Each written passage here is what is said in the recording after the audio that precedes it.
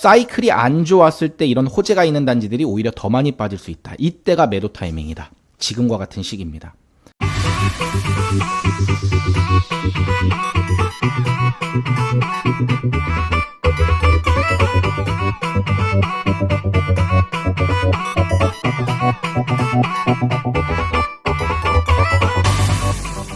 안녕하세요. 대한민국 1호 초이스 헬퍼이자 부동산 가치평가사 시크릿브라더입니다. 오늘은 GTX 호재 때문에 집을 매수했거나 앞으로 집을 매수할 계획이 있으신 분들을 위한 영상입니다. 과연 호재로 인해 얼마나 집값이 오를 수 있을까요? GTX 호재가 있는 지역은 가격이 덜 빠졌을까요? 이미 가격에 전부 반영이 된 걸까요? 아닐까요? 이런 궁금증들에 대한 해답을 제가 하나씩 천천히 드려볼까 합니다. 자, 그럼 GTX 호재가 있는 단지는 어디였고 그 단지는 오르기만 했었는지 아니면 떨어졌다면 얼마가 떨어졌는지를 한번 팩트체크를 한번 해보겠습니다. GTX A, B, C 노선 호재 단지들이 꽤 많죠. 대표적인 지역으로 동탄, 인덕원, 일산, 파주, 송도 이런 지역들이 있는데요. 오늘은 가장 제가 생각했을 때 거품이 많이 꼈었다고 판단되는 인덕원 푸르지오 엘센트로를 예시로 들어보겠습니다. 영상 시작 전에 이 말씀을 꼭 드리고 시작해야 돼요. 이 단지는 매우 선호도가 높고 아주 좋은 단지입니다. 다만 이 단지가 좋은지 여부와 그것이 고평가됐는지 여부는 전혀 별개의 문제라는 거죠.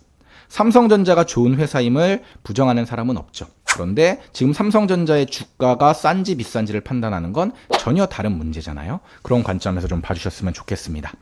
이 단지는 21년 6월에 최고가 16.3억, 이게 A타입 25층이었는데 이전 최고가는 15.3억이었습니다. 이게 C타입이었고 3층이었는데요. 그러다가 하락장을 맞이하고 쭉 하락해서 23년 1월에 9.8억, 이게 A타입이 32층이 찍혔습니다. 6.5억이 하락한 거죠. 물론 거래가 많지 않았기 때문에 이를 일반적인 시세로 보는 거는 무리가 있긴 하지만 거의 마이너스 40% 정도가 빠진 건 팩트라고 봅니다. 당시 16.3억에 매수하신 분은 과연 이걸 왜 매수했을까? 혹시 이 가격이 비싼 가격이라고 판단할 수 있는 방법은 없었을까? 이거에 대해서 우리가 복기를 해봐야 우리가 같은 실수를 반복하지 않는 거죠. 제가 매수하신 분은 아니지만 아마 이런 마음으로 매수를 했을 것 같아요. 가격이 좀 비싼 것 같긴 한데 그래도 호재도 많고 신축이고 대단지고 브랜드도 좋고 입지도 좋고 장기적으로 보면 어차피 오늘이 제일 싸니까 오를 거야. 그런데 이 가격에 사자마자 거의 1년 동안 거래가 없었고 4억이 떨어진 금액에서 거래가 됐습니다. 이분은 왜 이런 실수를 저지른 걸까요? 저는 비교 평가를 할 줄 몰랐기 때문이라고 생각합니다. 이 단지들 정도만 비교 평가를 할 줄 알았더라도 과연 16억 3천에 매수하는 선택을 했을까요? 마곡은 기본적으로 일자리가 지금 탄탄하기도 하고 일자리 호재가 있는 지역. 성복역 롯데캐슬 같은 경우는 이미 신분당선이 깔려서 강남 접근성이 좋은 지역. 화성, 용인, 평택 일자리 클러스터가 쭉 들어오면서 일자리 호재가 있는 지역이죠. 광명역은 월판선과 신안산선이 들어오면서 교통 호재가 있는 지역입니다. 물론 인덕원 푸르지오 같은 경우는 월판선이 깔리고 GTX-C가 들어오고 인동선도 들어와서 굉장히 좋은 인덕원역이 되는 건 맞고 그 수혜를 보는 게 인덕원 푸르지오 엘센트로가 맞긴 하지만 이런 비슷한 호재가 있거나 혹은 이미 입지 가치가 더 좋아가지고 비교 평가가 가능한 단지들이 그 당시에 거래 가능한 가격이 14억 중반대였다라는 겁니다. 비교군에 비해서 내가 이걸 2억이나 더 주고 살 만큼 메리트가 있었는가를 곰곰이 생각해 볼 필요가 있었다라는 거죠. 아니 그럼 호재는 매수할 때 아예 고려하지 말라는 거예요? 네, 그건 아닙니다. 호재는 집값 상승을 만드는 강력한 요인 중 하나거든요. 이를 부정할 생각은 없습니다. 다만 이 호재로 인해서 가격 상승이 적절히 올랐는지 아니면 거품이 꼈는지를 판단하는 게 매우 어렵다라는 것을 본인이 인지하고 있어야 된다는 겁니다. 많은 사람들이 호재를 무적의 카드로 생각해요. 호재가 있으니까 그 지역의 가치가 오를 것이고 가치가 오르면 입지 순위가 바뀌는 거고 그러면 당연히 가격이 오르는 거 아니야? 라는 논리로 접근을 하는 거죠.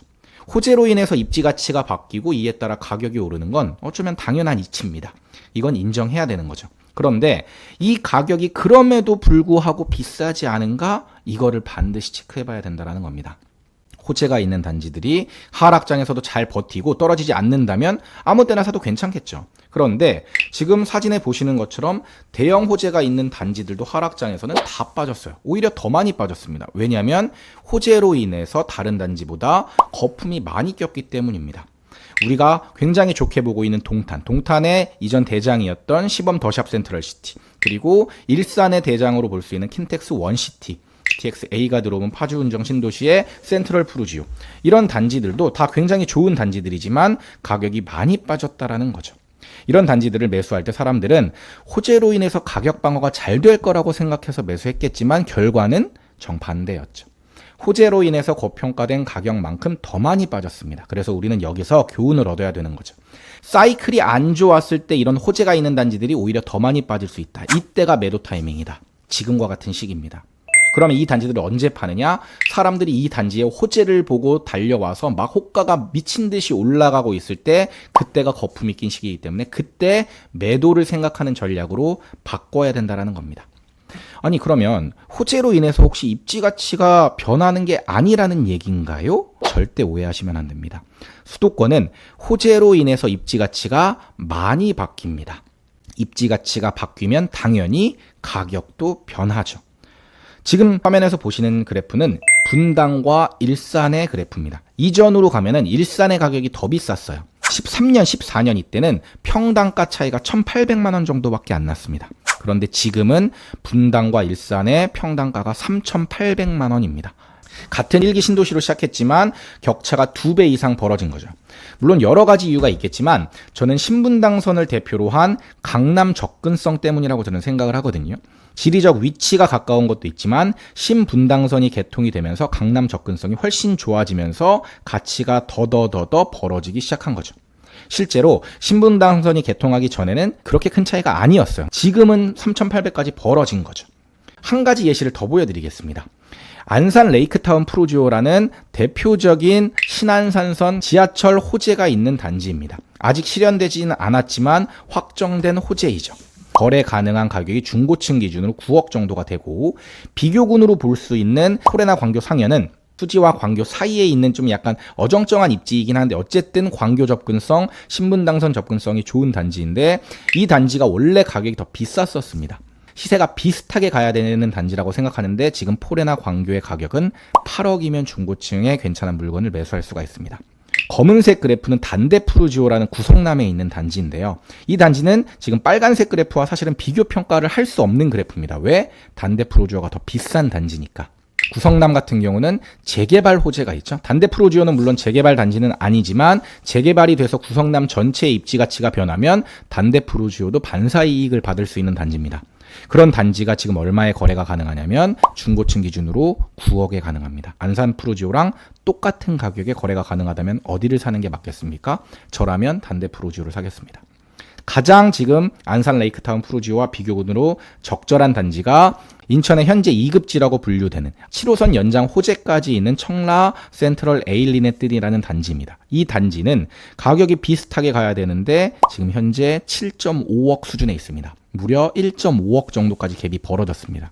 아무리 좋게 봐도 안산 레이크타운 푸르지오를 24년 3월 시점인데 9억 정도를 주고 사는 건 과거의 인덕원 푸르지오를 16억 3천에 사는 것과 비슷한 실수를 하는 거다라고 생각을 하고 있습니다.